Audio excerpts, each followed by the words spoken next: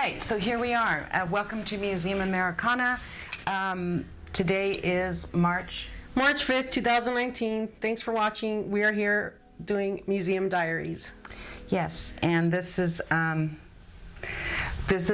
I mean, this is our second attempt, but no pointing fingers. Okay, notice my fingers anyway are blue because we do each other's hair. That's why I have this nice ring of multiple color there. You can't tell. You should have seen how it was before. I had like clown hair. It was outrageous. Well, but anyway, she came out with the pink and everything. and I mean, it had blue green and blue and purple and don't go wearing clown hair when we go out. It was. I felt like it was clown hair. And, but anyway. So we showed you during our last episode of Museum Diaries, the last time we put one up, that we went to different animal shelters to rescue a dog, and we encountered a few dogs, and Veronica will explain to you how first of all, there was this.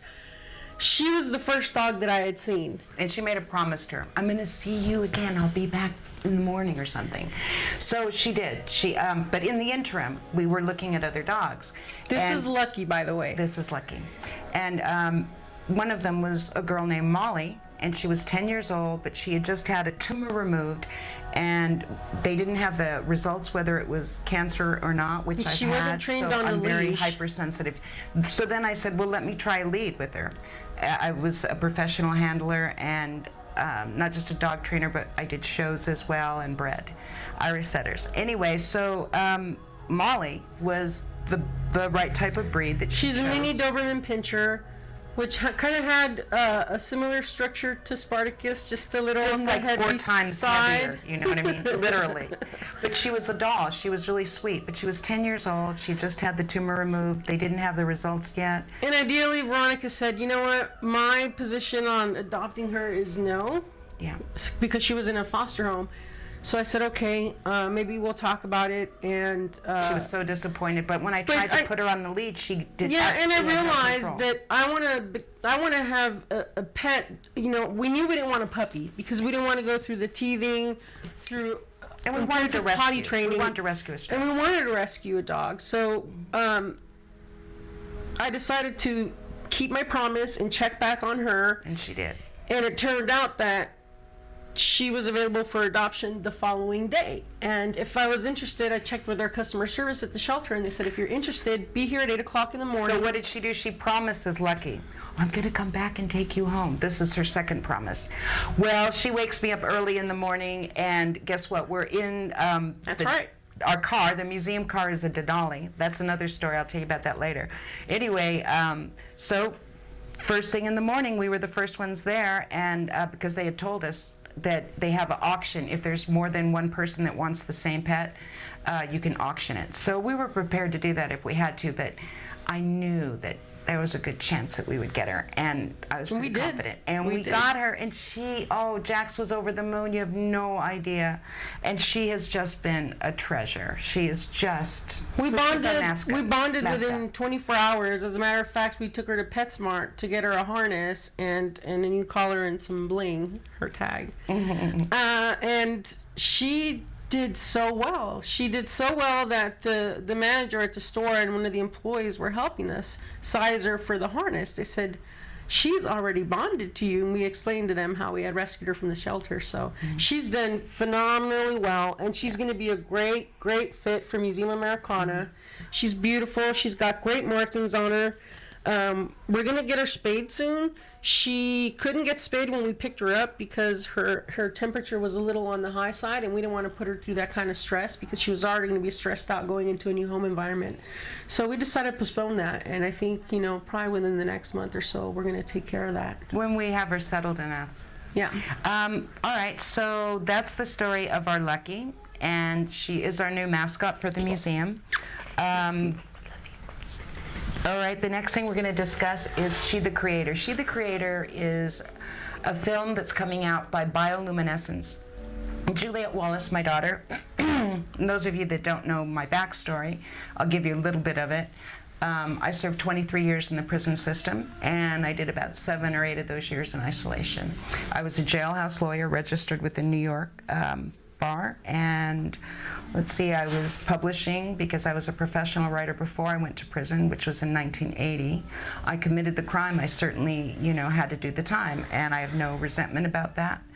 But 23 years was extremely excessive. And a lot of years in isolation. Yeah. Too. Political activism, I was told early on that you don't want to fight for these women's rights, Veronica. This was by Evergreen Legal Services, who had the contract for the state to represent inmates that were fighting like abuses that were going on in the prison system. And believe me, they were going on. Well, it's kind of difficult for me. As you get to know me, I'm very politically,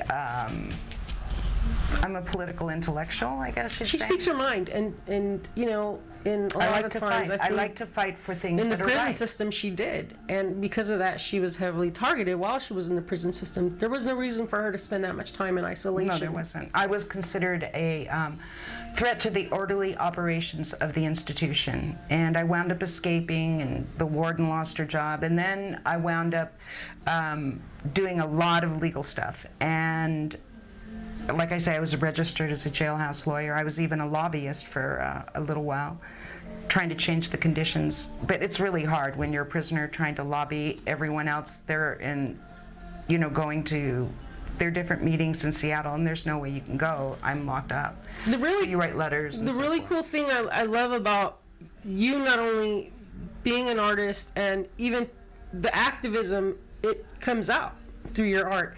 Your father, in a way, was very similar in his murals. Absolutely. He was a political muralist, and he was political cartoonist for La Opinion, which was the #1 bilingual newspaper for the country. I don't know what it is now, but he was the political cartoonist for over 15 years, and unfortunately he passed, but we were willed the museum, so that's where our museum foundation is, and our family lines go back for a long years and years and years. So it's our home, and it's our studio. Yeah. So the Blanc series, which I want to discuss, because the new painting that we have on our Instagram, if you've been keeping up on our Instagram, you can see the canvas come along on the Women's March for 2019. And well, yeah, we just missed the one that just happened, but there'll definitely be other women's marches. So the Women's Agenda, this was the first intersectional feminist policy platform. 24 essential federal policy priorities form the foundation of the fundamental foundation of the Women's March in 2019. So you're going to see the word intersectionality. That's an all-inclusive new term that was created by Dr. Kay Williams Crenshaw. She's an amazing mind, and she helped form all of these ideals for the policy changes. And the policy changes, what we're trying to do is global peace.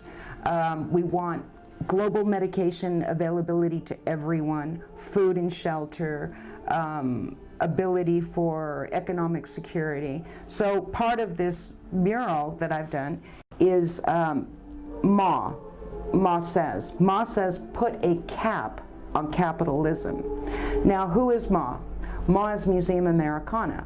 She's also kind of like the hidden voice and the backbone of what we're about. Because there's a lot of feminine energy behind Museum Americana. Totally. Mm-hmm. Yeah. Totally. Yeah. So putting a cap on capitalism is basically just stating what we all know. I think most of us are aware that there are some people, 1% of the United States owns more wealth than 50% of America. So imagine 1%. That's outrageous. People these days, they're not even into making millions. It has to be billions and up to trillions. We're looking at some horrible economic inequality throughout this world. So we as women think that people need to be taken care of, Mother Earth needs to be taken care of, Father Sky. And the only way you're gonna achieve global peace is you have to look at what produces war. What constitutes war, and what fuels it. It's economics. Exactly. It's economic. So let's be aware of that. And put a cap on capitalism. Exactly, because that way people are not going to be indulged for the perversion of wanting to acquire these masses of wealth. And if they have that perversity, which obviously to me it's a perverse inclination to have that kind of avarice and to be indulging your human greed because you think you're superior. Oh, if I have the billions of dollars, I can change this newspaper, this media, this war, and so forth and so on, which most of us already know about this stuff. So the canvas it's painting in progress is what it is, as I described on Instagram, and it's got a lot of just basic human rights that it really portrays. And I love that it's women that are faceless, because that could be you, that could be me, that could be anybody. That's why I'm doing this, the Blank series it's called. And they're not of any skin color. No, they represent all of us, and they're blank. The faces are blank. And I did that on purpose because I want it to be any of us, of any color. Like you can see this one, Women for Global Peace. You see the globe in the background. You see the women of many different colors. And you see the long necks here? Yes, this represents how hard it is for women historically, since the patriarchy has dominated our society, Western societies especially, well, probably all societies, what am I talking about? Anyway, it feels like there's always a burden on our backs, and we're strained to carry the weight of the world on our backs so much that our necks become elongated. And that's how I feel. And the reason why my women look anorexic, it's because I think we're starved. We're starved for the recognition and power, and really the recognition to know that we think outside boxes. Yeah, we can do that. Yeah, we can. And I love all people. We both do. However, you know, people as a humanity, not necessarily an individual. That's not what I'm talking about. Humanity I love, and especially women. You know, I grew up with them, 23 years inside. I love women. How could I not? You know, they're wonderful, wonderful creatures. And like I explained, Museum Americana is it's driven by feminine energy. Absolutely. Like she was talking about her daughter, Juliet Wallace. Juliet Wallace is directing through her production. Bioluminescence. Bioluminescence Films. That's her company. That's the film. That's the film label that she's working under for She the Creator. She the Creator was a story that I had written, like I had said, you know, when I was in my 20s, because my daughter had grown up in prison. She was born in prison. She conceived in prison. Her father, Dr. Wallace, who's passed from ALS, this is what she knew. You know, she grew up around women. She grew up around. Her father was a professor. Yes, and the film has a lot of LGBTQ queer. I don't know how they say it, politically correct, but all of this feminine energy and gay energy is wonderful. So a lot of the production is using our talents. The people behind the scenes. Yeah, exactly. And the lead character, who's our executive she's heterosexual.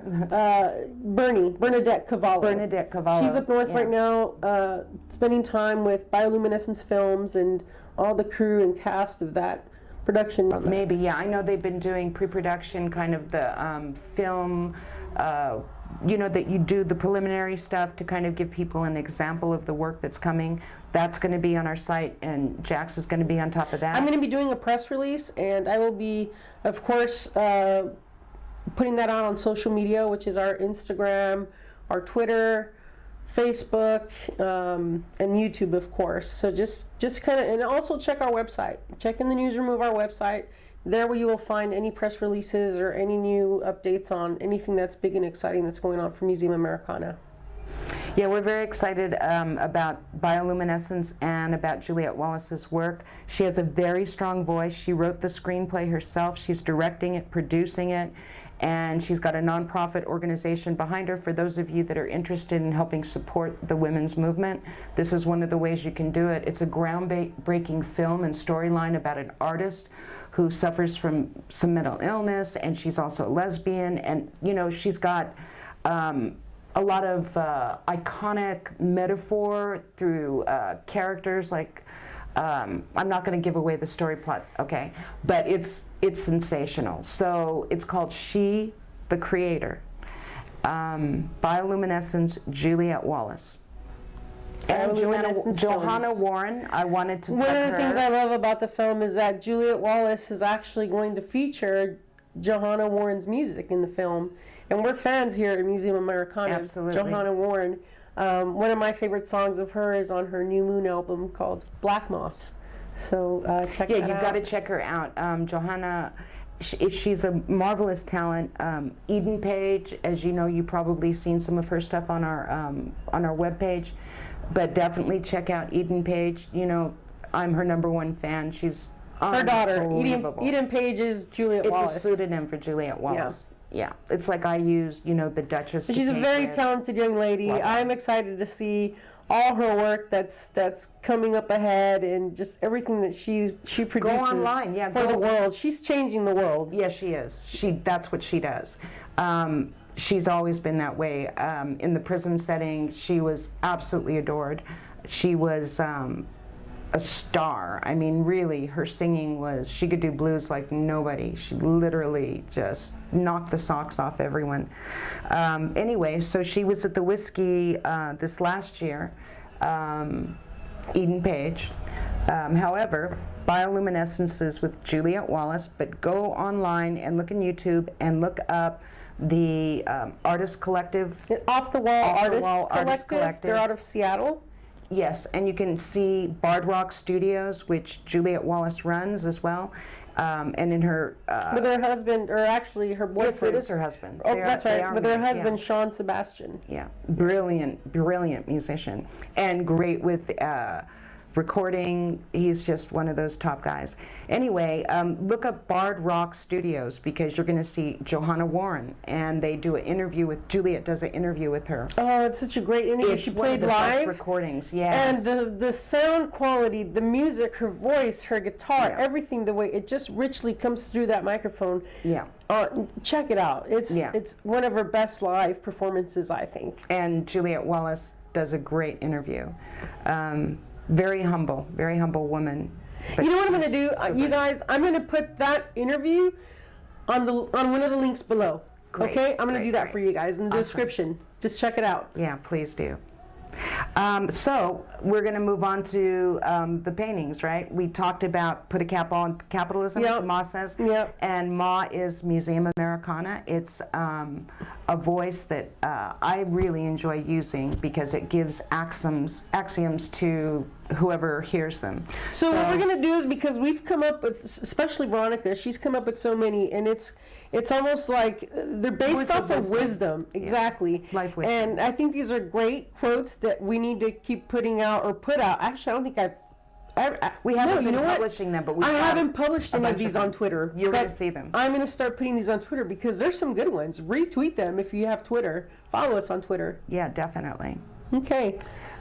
So I think that we're caught up to date, right? Yeah, we're caught up. That's what's going on with Museum Americana, you guys. Stay tuned to our next Museum Diaries. Until then, hey, artist life, that's what it's all about for us. Yeah. We'll see you next time. Bye. Bye-bye.